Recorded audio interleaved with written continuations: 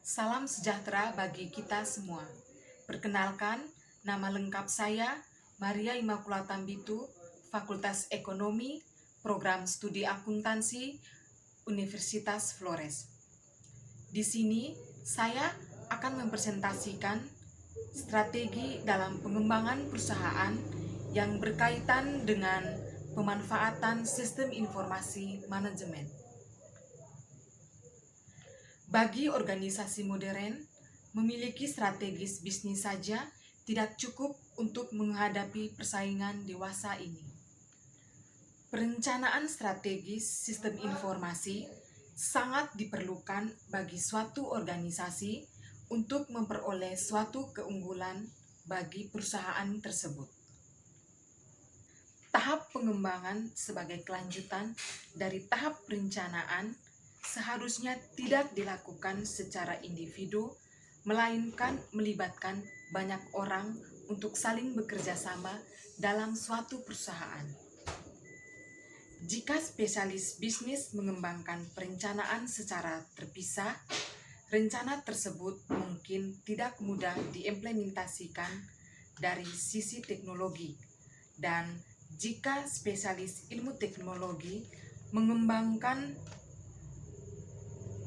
perencanaan secara terpisah, rencana tersebut mungkin tidak mudah diimplementasikan dari sisi teknologi, dan jika spesialis ilmu teknologi mengembangkan perencanaannya secara individual, rencana tersebut mungkin terlalu menitik beratkan hanya pada satu sisi teknik saja.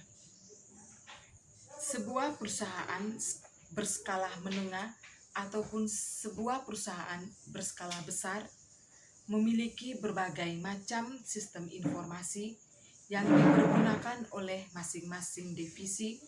Contohnya seperti Direktorat Sumber Daya Manusia harus memiliki sistem informasi personalia, sistem informasi pelatihan, dan sistem informasi pengembangan, serta sistem informasi lembur, dan sistem informasi penggajian, dan sistem informasi tunjangan.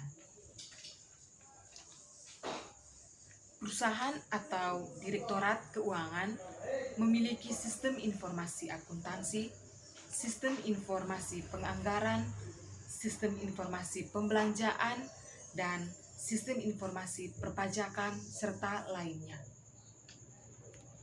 Perusahaan memiliki sistem informasi penggudangan, sistem informasi pengadaan barang, sistem informasi pabrik, distribusi, serta lainnya.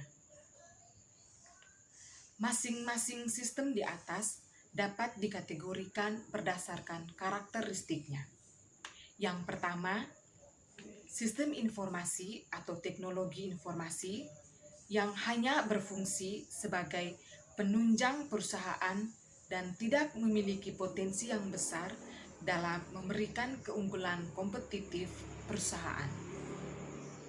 Yang kedua, teknologi informasi yang tidak secara langsung memberikan keunggulan kompetitif pada perusahaan, namun keberadaannya mutlak.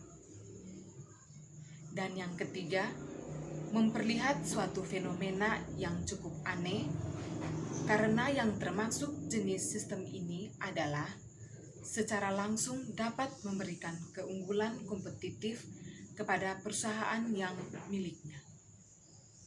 Dan yang keempat, sistem informasi yang secara signifikan memiliki strategi bagi perusahaan. Adapun berbagai macam cara lainnya dalam strategi ini. Yang pertama, membangun brand yang kuat, membuat logo yang menarik sehingga dapat menarik peminat untuk berbelanja di suatu perusahaan atau perusahaan yang kita miliki.